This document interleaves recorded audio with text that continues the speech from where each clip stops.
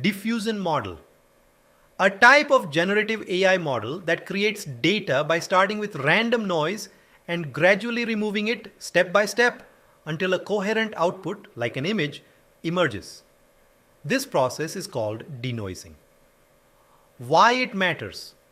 Diffusion models power the most impressive AI image generators, Midjourney, DALL-E 3, and Stable Diffusion, and are expanding to video and audio generation. Think of it this way, like a sculptor starting with a rough block of marble and gradually chipping away until a beautiful statue emerges. Each step removes a bit more randomness.